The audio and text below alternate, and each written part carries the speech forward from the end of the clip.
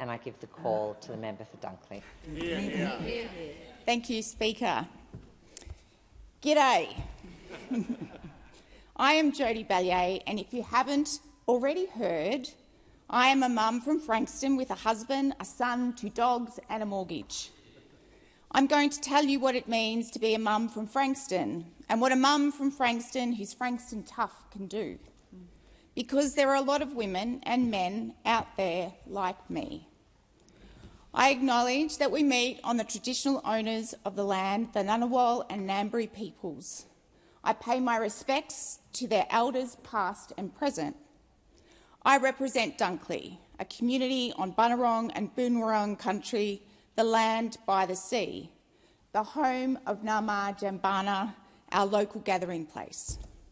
I am fortunate to have deep friendships with many First Nations people. Some are here today. I thank them for guiding me so generously to learn about this country's ancestors and culture. I will continue to do what I can to close the gap. Just a few weeks ago, on International Women's Day, I was declared the federal MP for Dunkley. I'm conscious of the tragic circumstances that bring me here, the passing of my predecessor, Peter Murphy. I acknowledge the pain that many in this place and in our community feel for the loss of such a remarkable, strong warrior for justice as Peter was. I acknowledge and honour Peter's parents, Bob and Jan, in the gallery today, and thank them for being here, and to Rod, who's watching, for your guidance and support this month, for 4 months despite your grief. A heartfelt thank you. To the people of Dunkley, I simply say thank you. Thank you for the immense privilege and honour of representing you in federal parliament. The gravity associated with Dunkley as a Labor MP in federal parliament hit me in my practice session for taking the oath just last week. As I stood in this chamber at the dispatch box, I burst into tears as the enormity of the responsibility hit me. It's a responsibility I will never take lightly. I will seek to honour my community's trust every day I am here. Dunkley is an incredible community with a can-do spirit. From Seaford to Carrum Downs, from Frankston to Langwarrin, Karingal to Mount Eliza. We're proud people. We care about each other. We do awesome things for each other every day. We are demographically diverse, and I saw our mix of wealth and poverty and everything in between as I door-knocked in every suburb around the electorate. I saw that too many people in our community need a helping hand due to poverty and disadvantage.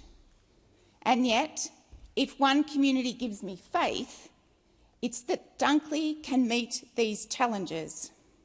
Dunkley is a hive of volunteer and community organisations that work with people from all walks of life, small and large businesses and institutions.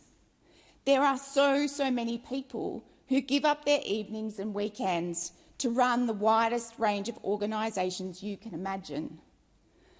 Basketball, bowling, cricket, football, netball, scouts, soccer and tennis, not to mention art, dance, theatre schools and swimming groups. You name it, in Dunkley, we've got it. At a time when volunteering across Australia is at its lowest, in Dunkley, it's as strong as ever. I intend to advance the work of these organisations. For as long as I serve my community in this place, I will advocate for the responsible development of Frankston as the cultural, economic and civic hub for our area. We have great assets in a redeveloped Frankston Hospital, Chisholm TAFE and a campus of Australia's largest university, Monash. But we need to integrate these huge investments into a revitalised CBD precinct. We also need to build more homes, including affordable and social housing, an issue I heard a lot about from single mums and young couples struggling to afford rent over my campaign. And we must build a climate-resilient infrastructure to protect our greatest natural assets, our bay and green spaces. Now is the time to transform our energy system to pursue renewable energy. If we do nothing, it's our grandchildren and children who will pay. I want to thank the inspiring locals, community leaders and organisations that I have already visited. I will champion your efforts and those I haven't yet met to find solutions that improve the lives of people of Dunkley forever, because that is the Dunkley way. I grew up not far from Dunkley in Mentone with my mum Anne, stepfather Peter and brother and sister Shane and Meg. I was close to my grandparents and my aunt Robin. On family birthdays we sang and danced to Neil Diamond, Fleetwood Mac and Billy Joel. In summer holidays we camped on the Torquay foreshore. We are an average middle-class family.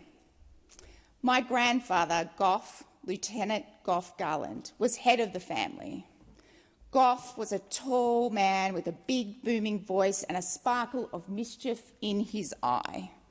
As a girl and young woman, he was also my hero.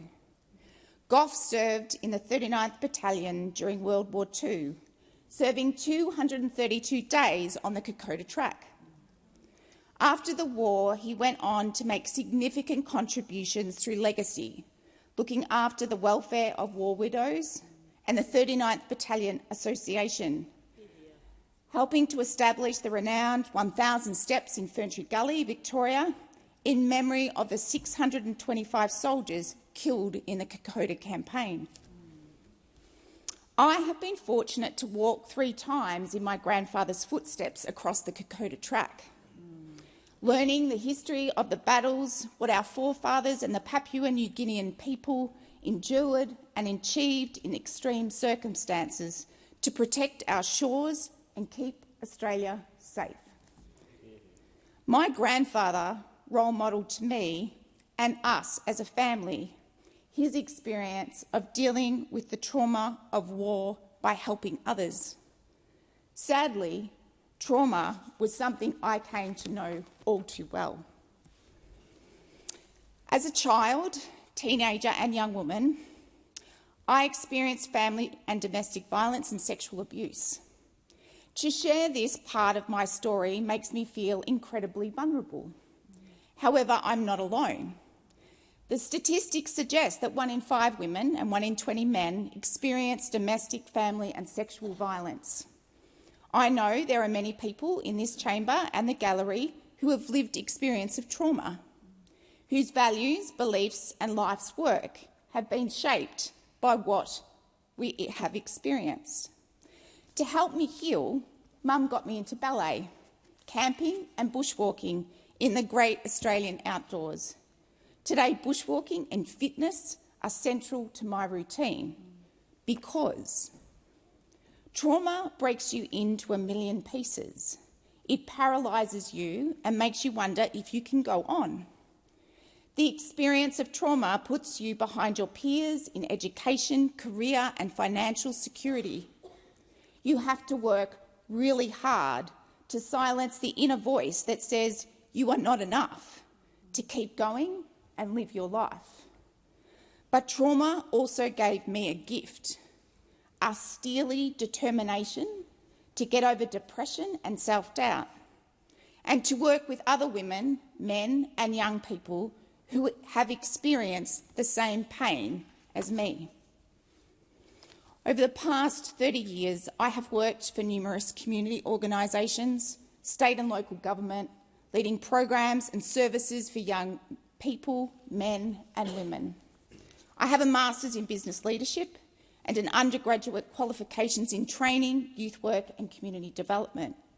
I know how to lead organisations, create solutions to issues and get things done for and with business, community and government. and I will get things done for Dunkley. When you walk the Kokoda track, you connect with the values emblazoned on the 4 pillars at Isaraba battlefield: mateship, courage, endurance and sacrifice. It ignites your inner fortitude. On that first trek, I thought a lot about my grandfather and how I could follow in his footsteps and those of his mates. One afternoon, as I cooled my feet in a river, I was surrounded by butterflies of every colour. It was a magical moment. I felt pure delight at the colours of nature gathered around me. Several years later, with Dave and Flynn, I visited the butterfly enclosure at the Natural History Museum in London. I took a photo of the most magnificent Ulysses butterfly. A year later, I drew that butterfly on a canvas and I started mapping out a recovery program for women, informed by my work with women, men and young people. From that idea and sketch, I founded the Women's Spirit Project with women from Dunkley, a not-for-profit organisation that supports women to recover from trauma and abuse through fitness, health and wellbeing activities. Through that project and other programs, I have walked thousands of kilometres with groups traversing Tasmania's wilderness, the Larapinta Trail and the Bibbulmun Track, supporting thousands of young people, women and men on programs delivered out on country so they can heal and recover and discover their potential. Through the Women's Spirit, I made a dear friend, Mel, who was watching my speech in Frankston today. She had fled domestic violence and was recovering from addiction. In her first year, she wanted to quit the program countless times. As a single mum with 2 children, her life was complex. She was carrying a very heavy load. But she never gave up because we accepted her without judgment, giving her the tools and support to slowly recover and heal, and she did the rest. Mel has now completed a diploma in community services and works with the Women's Spirit. She is also the coordinator of the MEGT Australia Foundation, helping women experiencing disadvantage return to study through the free TAFE. She is flying. Her journey and that of hundreds of other women I have worked with affirms the need for wellbeing programs that support healing and recovery as steps towards social and economic independence. Through the Women's Spirit Project, I also met Peter Murphy. We met at the most unlikely of places, but then probably not due to all my walking, the Anaconda store in Frankston. A group of us from the project were being fitted out for boots to walk the 72 kilometres from Frankston to Cape Schanck. Peter was immediately engaged by the stories of the women, putting one foot in front of the other, doing what they could to recover from trauma. Then a little over a year ago, shortly after a chance meeting on the boardwalk by Frankston, Peter and I sat down for what proved to be an emotional conversation. We talked about Peter's aspirations in politics, her unfinished business, and the fact that she did not know how long she had to live. It was during this conversation that Peter encouraged me to join the Labor Party and to consider politics as a different way to help my community. I may have been a bit late in life joining Labor. However, my career and pursuits in life show a Labor person through and through. Yeah. In 2021, thousands of women and men joined the March for Justice outside this house. Peter invited me to walk from Parliament with the Labor Party, where we stood with the crowd singing loud and proud, "I am woman, hear me roar." It was a huge moment for me. The shame I had felt for decades because of trauma finally lifted.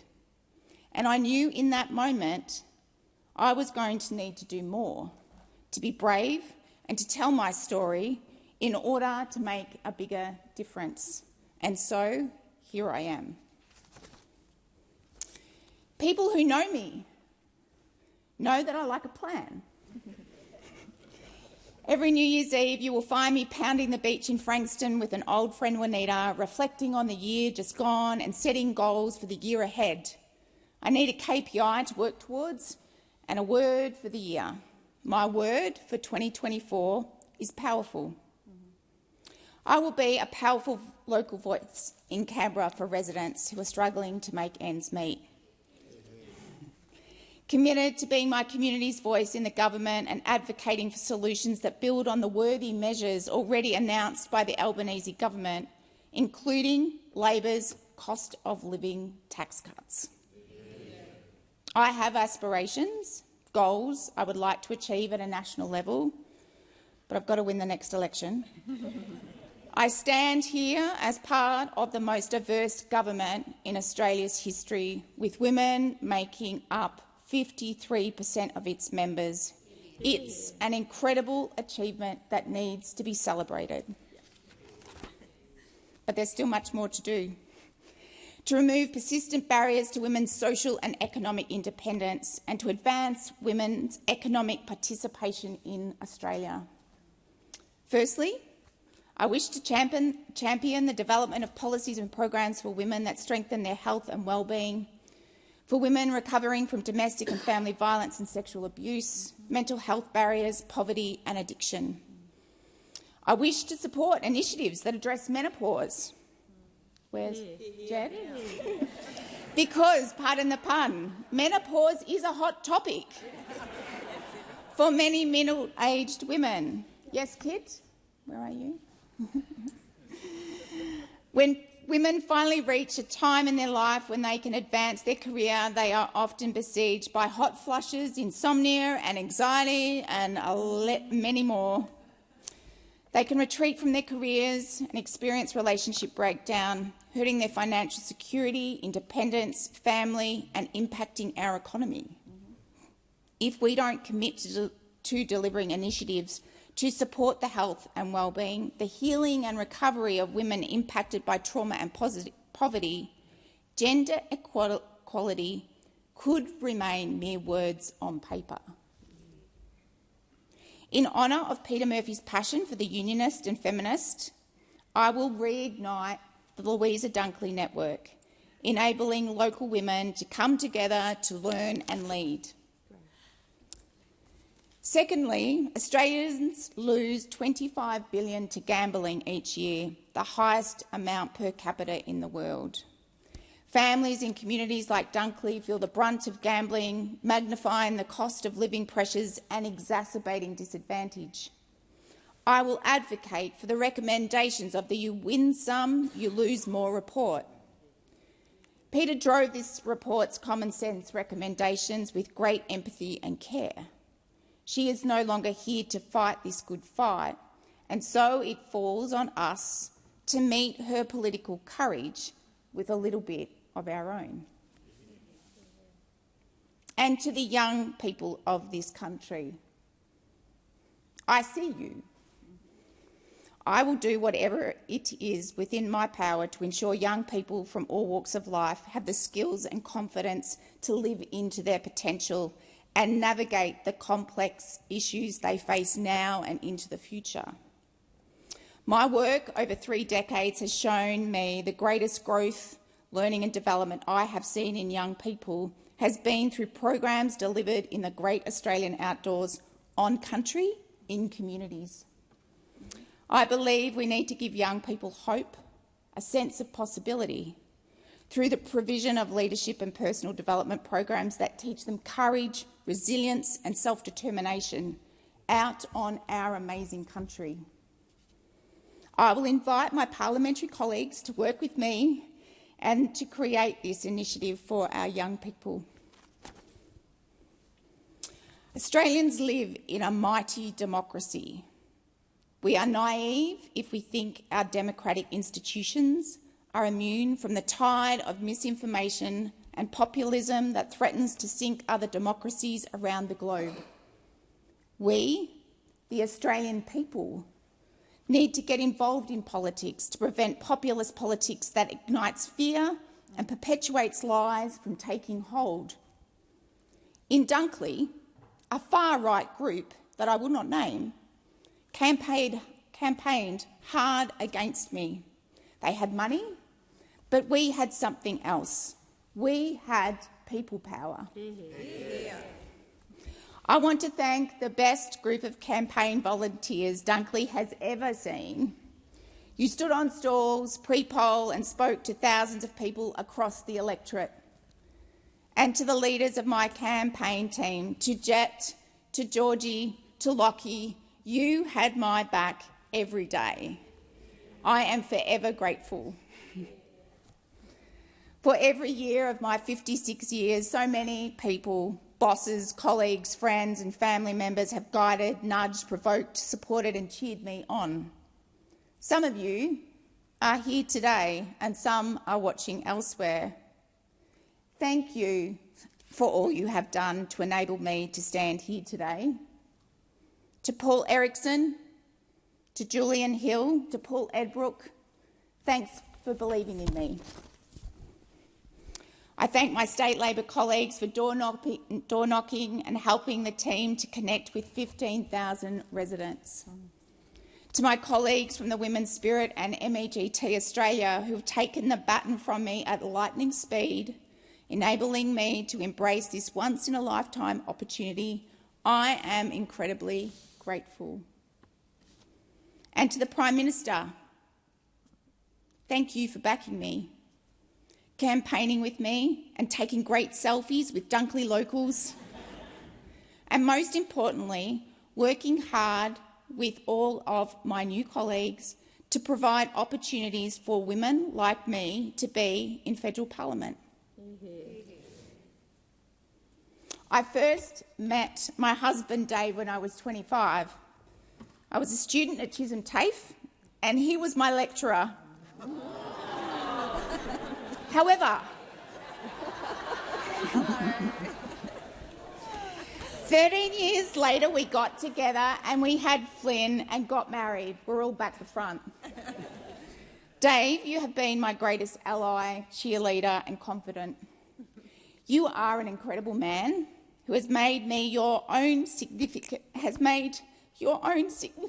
contributions to the youth and disability sector, empowering people that need support. Thank you for being you and for all you have done for me. Your loyalty and dedication to supporting me is very precious. And thank you for the best present life has ever given me, our gorgeous son, Flynn. Flynn, like Dad, your support of me has been unwavering. Despite the stress you felt, you rode the wave of the by-election campaign. You are amazing. You are a brilliant young man, funny, determined and warm. I'm so proud of you and cannot wait to see what you do in life. Very few Australians get the opportunity I have to stand in this house, the big house on the hill. The honour and gratitude I feel will stay with me for the rest of my life. These past 4 months, walking the streets and knocking on doors of Dunkley, I have seen and learnt a great deal. I intend to keep listening to the people of Dunkley and to use all that I am learning for the betterment of Dunkley and Australia. I believe in the Labor mission to fight for the average Aussie, for families like my own, women, men and young people, standing up for justice, equality and fairness. I call on you to join me, a proud mum from Frankston, a mum who is more than Frankston tough, in making a difference for this great country, because if I can, you can too. Yeah.